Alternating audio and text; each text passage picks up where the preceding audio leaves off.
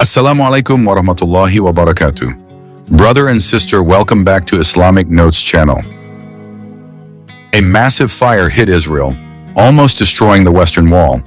This was no ordinary natural disaster. Scholars considered this event a form of curse from Allah, a response to Israel's treatment of Gaza. In the panic that struck, the Jewish people were filled with fear. Some of them finally recited the shahada and embraced Islam, after realizing that in their book there is a command to believe in Allah and His Messenger, a truth that they had been hiding all this time. The major disaster that hit Israel this year came without warning. The massive fire quickly burned the forests around Jerusalem, threatening settlements and even holy places that are considered the most sacred by Israelis. The fire started in the Judean hills, an area known for its natural beauty and wildlife. Unstoppable, the fire continued to devour large areas of land, spreading to larger forests and settlements not far from Jerusalem. Cities such as Beit Shemesh and Mesillat Zion were also threatened, causing widespread panic. The fire spread very quickly. In a short time, more than 200 firefighters were deployed, assisted by 10 firefighting aircraft flying in the increasingly dark sky due to smoke. However, their efforts seemed in vain. Strong winds made the situation worse, while the extreme heat made the fire even more furious. The fire was getting closer to Jerusalem, a city that is the center of religious life for Jews, Muslims, and Christians. Fear crept into the hearts of the residents. The fire continued to threaten, while efforts to extinguish it did not show significant results. This fire was not just a natural event, but a major warning. Many began to debate, was this just a disaster, or was there a hidden message behind it? Scholars, especially from Muslim circles, firmly stated that this was God's retribution for Israel's cruel actions against Palestine. The Wailing Wall, a symbol of glory and hope for the Jews, almost became a victim. The fire that devoured the forests around Jerusalem was getting closer to this holy site. A scene like this is very rare in Israel. A place that had long been seen as a symbol of their power was suddenly threatened by an uncontrollable force of nature. As the situation became more urgent, residents panicked. They ran out of their homes, seeking safety. Transportation routes were cut off, major roads were closed. Thousands were forced to flee. Even the fire brigade was killed in the chaos. All of this showed the magnitude of the threat Israel faced, something it had never imagined before. This disaster was not only physically devastating, but also shook their faith. Amid the fear, many people began to think, what was really happening? Some began to feel that this fire was a message from God. Amid this anxiety, a startling reality emerged. A number of Jews began to pronounce the shahada, recognizing the teachings of Islam as the truth. They realized that in their book, there was a command to believe in Allah and His Messenger. This surprised many, including those who had previously kept these teachings under wraps. However, this was no coincidence. Some of those who embraced Islam realized that the teachings in their book were the truth that had been hidden for so long. In an atmosphere full of tension and disaster, they finally discovered the light of truth that had been hidden for so long. This fire, although tragic, was a turning point for many people to recognize this truth. Confusion and repentance were the moods that enveloped Jerusalem. The rabbis, who had been the spiritual guides, were unable to provide satisfactory answers. They appeared restless, hesitant, and some began to remain silent when asked about the meaning behind this disaster. Some of them were even said to be questioning their own teachings. A spiritual earthquake was taking place, not just on the ground, but in the hearts of people. Meanwhile, the international media began to cover this rare phenomenon, not just about the fires, but about the mass conversions that were taking place in secret.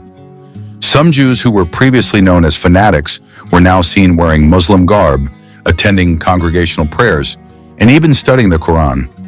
In the corners of Jerusalem, the call to prayer could be heard echoing from small mosques, as if answering the cries of an angry sky.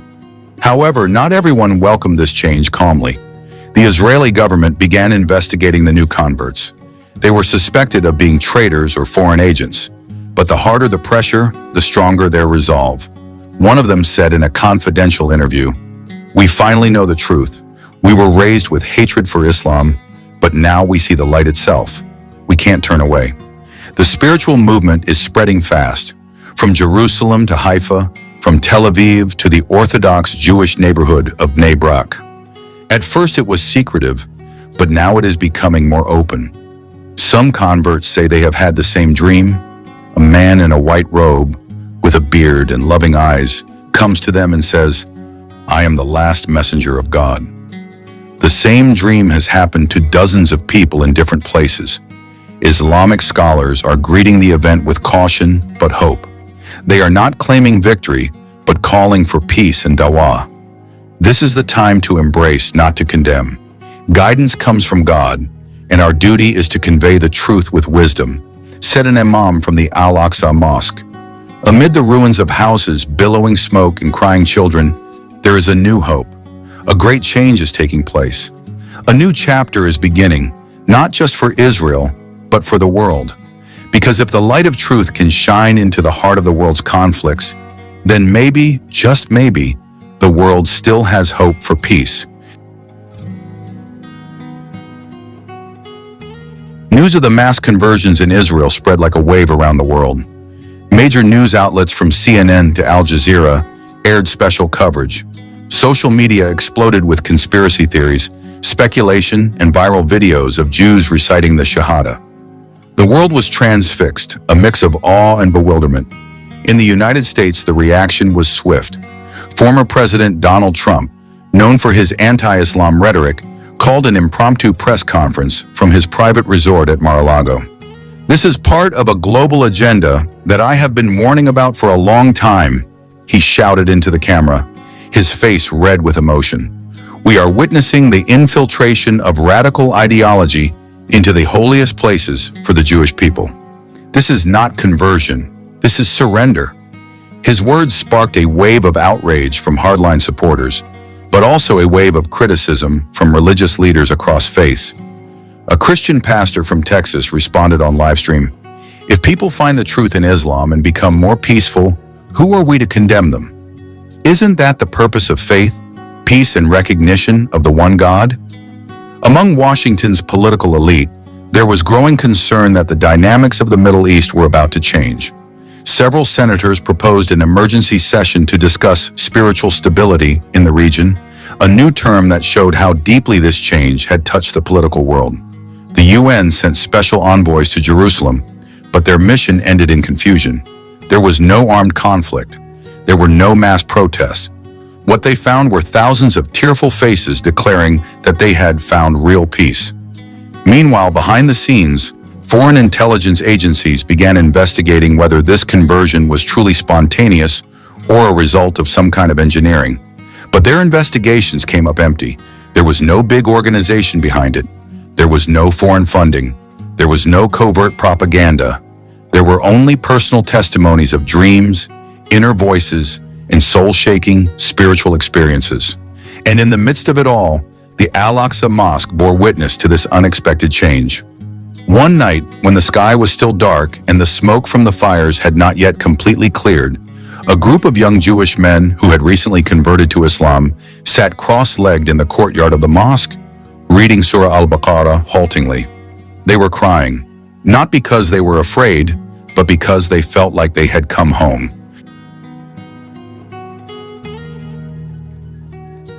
Days passed, but the world did not stop staring.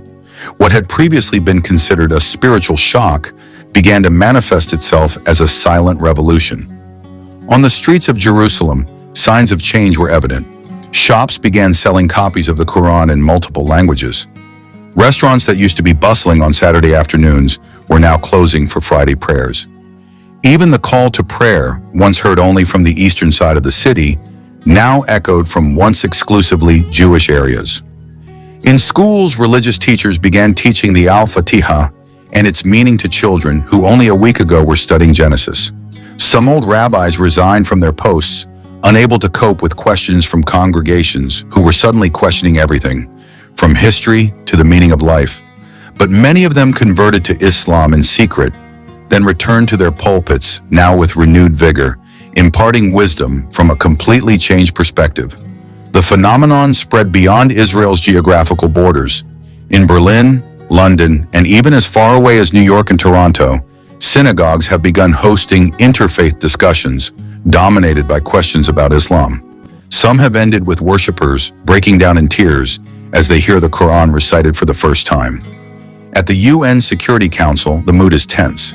The U.S. ambassador is pushing for a resolution to protect religious diversity in the Middle East, diplomatic language that reflects Western anxiety about losing control of the narrative.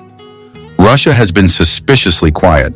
China, with its trade interests, has proposed a global spiritual forum, hoping to cushion the political fallout from the upsurge. Donald Trump, increasingly frustrated by the rise of the phenomenon, has appeared in an exclusive interview with a right-wing network.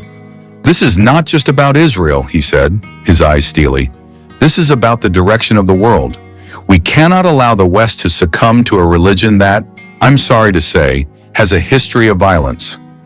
The remarks have sparked minor riots in several American cities, but also a wave of counter-religious embraces that have gone viral on social media.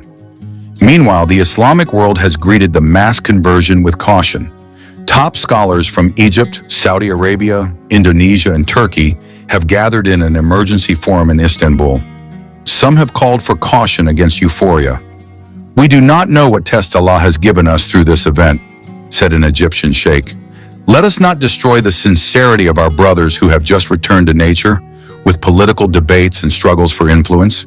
But behind all the world's hustle and bustle, in a small village in northern Israel, an old man sits cross-legged under an olive tree. His name is Moshe ben David.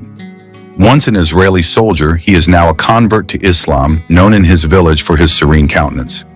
In front of him, small children sit listening to the story of the prophet Abraham, told not from the Torah, but from the Quran. "Just like all of us," he said quietly, "the prophet Abraham also wondered, how can Allah bring the dead to life? And Allah answered him not with theories, but with miracles. What you see today in this country is the same miracle." The sky above was orange. The sun sets behind the Mount of Olives. In the distance, the echo of the Maghrib call to prayer broke the silence, but it no longer felt strange. In Tel Aviv, the mood began to turn tense. The metropolis that had once been a symbol of secularism and modernity was now gripped by an identity crisis. Protest posters began to cover the walls of buildings. "This country belongs to the Jews. Get Israel back on track." Some radical right-wing groups formed vigilante groups, raiding homes deemed too Islamic. They threw rocks at the windows of a new mosque built from an old synagogue. The world watched, transfixed. But on the other side, a grassroots movement emerged that rejected revenge. Jewish converts began forming missionary circles, studying fiqh and tafsir with a zeal that outshone most old-school Muslims. They rejected violence, opted for dialogue, and were patient with abuse. One of the young figures who stood out was Ezra al-Masri, once a Jewish philosophy professor, now known for his touching sermons that bridge the past and the future. "We are not traitors to our religion," he said in a speech that went viral around the world. "We are the heirs of Abraham. Today we are following only a straighter path, which completes the previous scriptures." His voice was calm but full of conviction. Thousands listened, many in tears. Even some imams from abroad came from far away just to witness this phenomenon for themselves. In America, Donald Trump's campaign has entered a new phase. He has accused the Islamic revival of being part of a global conspiracy to undermine the Western world order. He has held rallies with his fanatical supporters, declaring that America must immediately secure Christian values. Right-wing media outlets have intensified the narrative that the fires in Israel are just the beginning of a holy war. But not all Western politicians agree. Some have begun to ask, why do so many Jews feel they have found peace in Islam? Why did this revival not begin with war, but with conversion? Discussions have begun to emerge at Ivy League universities, debating whether this is the end of Zionism or the beginning of a new spiritual era for humanity. Meanwhile, in Hebron, beneath the ruins of an old house that survived a major fire, an ancient scroll was found handwritten in ancient Hebrew. Translated by a joint team of Muslim and Jewish archaeologists, the scroll turned out to contain a medieval rabbi's personal interpretation of the signs of the end times, strikingly similar to Islamic prophecies. The discovery further strengthened the belief of many converts to Islam that this revival was no coincidence. that they were fulfilling something that had long been promised, that Jerusalem was no longer the property of one people, but the stage where human spiritual history would reach its climax. That night at the Al-Aqsa Mosque, Ezra al-Masri stood leading the Tarawih prayer. Behind him, the rows were filled not only with Arab and Palestinian Muslims, but also with new faces, with Ashkenazi curly hair, Eastern European pale skin, and even an old man who used to wear a kippah now prostrating himself in takbir. As the flames died down and the Jerusalem sky turned blue again, something unexpected emerged from the ruins. Calm. The fires that had consumed the forests of the Galilee and swallowed the homes of Haifa had not only burned away buildings, but also burned away old layers of identity and faith that had long been considered unshakable. From the rubble, many Israeli Jews began to look within themselves and toward the sky in a new way. At first, only a handful dared to pronounce the shahada. They were jeered at, threatened, even shunned by their own families. But what they found in Islam was not just a religion, but a haven after a long storm. In their first prayers on prayer mats that still smelled of shop windows, they wept not from a burden, but from a relief they had never known before. Yitzhak Cohen, a former rabbi in Tel Aviv, now known as Yusuf al-Quds, is a symbol of that change. Once known as a hardline defender of Orthodox Judaism, he was a symbol of that change. But after losing his two children in a fire and having a soul-shattering dream of a gentle prophet who called him to reconciliation, Yusuf began a spiritual journey that led him to Islam. Today, he leads Friday prayers in a small mosque that was once an abandoned warehouse in Jaffa. Life for the Jewish converts was not easy. They faced stigma from two directions, from fellow Jews who felt betrayed, and from some Muslims who still viewed them with suspicion. But time healed many wounds. New communities began to grow. Islamic schools in Hebrew, prayer houses that taught the Quran with interpretations that bridged the values of Abrahamic monotheism, and interfaith discussion forums that were more honest and open than ever before. In Beersheba, a former IDF soldier named David Levi, now Dawood, founded a spiritual rehabilitation center for traumatized war veterans. There, therapy combined dhikr and the recitation of short, calming verses. We were taught to be always on guard, always suspicious, but now we are learning to submit to God's will without losing our minds, she said in a television interview. The economy and culture are also changing. Many businesses are closing on Fridays instead of Saturdays. Restaurants are starting to serve halal food, even in upscale Tel Aviv neighborhoods. New music is emerging, songs that combine Mizrahi rhythms with praise of God. Hebrew is not abandoned, but is now adorned with Arabic words that carry sacred meaning: Rahmah, Tawakkul, Sabr, and Sujud. But the greatest transformation is taking place in the heart. For many, Islam is not about abandoning their Jewish identity, but about discovering a deeper meaning in monotheism itself. We did not move from Moses to Muhammad. We continued the prophetic line, said Sarah Miriam, now known as Mariam bint Yaakov, who teaches tafsir at Al-Quds University. The Israeli government, at first baffled by the wave of conversions, is finally opening up to dialogue. Some political parties that were once very nationalistic began to talk about a new Israeli identity that was no longer exclusively Jewish, but universally monotheistic. This sparked heated debate in parliament, but also led to the birth of new laws that guaranteed religious freedom in a more inclusive way. Life after the shahada was not without its trials, but for those who had tasted the sweetness of faith, the world was no longer the same. Jerusalem was no longer a city fought over by three religions, but a center of light where the revelations of heaven came together in a common prostration. And perhaps for the first time in its long history, the land began to feel the true meaning of peace. The devastating fires that swept through parts of Israel earlier this year were no ordinary natural disaster. The flames that consumed forests in the Galilee, villages in West Jerusalem, and parts of the West Bank left deep scars, not only physical, but also spiritual. Many called these fires the fiery resurrection, for from the rubble and ashes, a new consciousness was born in the hearts of many Jews. Survivors described how the flames approached so quickly, as if they had a will of their own. Many said that they survived not by logic or evacuation strategies, but by an invisible hand that guided them out of danger. Stories of faint voices whispering, "Allahu Akbar," amid the flames, or visions of figures in white robes directing their steps, spread. These strange phenomena sparked spiritual anxiety. Many secular and religious Jews began to question their faith. They felt that their old faith systems no longer provided answers to what they were experiencing. A wave of extraordinary spiritual searching began. In the process, many began to read the Quran, discuss with Muslim communities, and even secretly attend Islamic studies. Within weeks, mosques in Haifa, Nazareth, and even Jerusalem began to be filled with new faces. Local imams admitted that they never expected to see hundreds or even thousands of Jews coming with open hearts, asking to learn more about Islam. Many of them ended up reciting the 2 sentences of the shahada openly in front of a Muslim community that was moved and could not hold back their tears.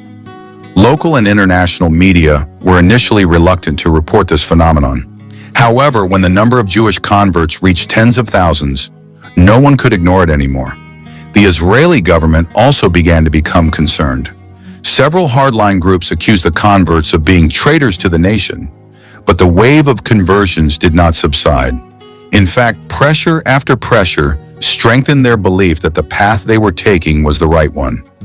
Amidst this turmoil, new communities such as Bani Ibrahim, Sons of Sarah, and Shalom Islam emerged, providing a platform for Jewish converts to learn about Islam, build solidarity, and strengthen their newfound Muslim identity.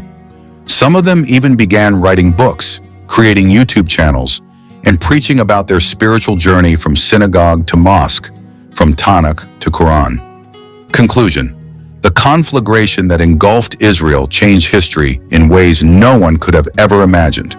From the ashes of disaster, a new consciousness emerged that transcended religious, ethnic, and historical boundaries.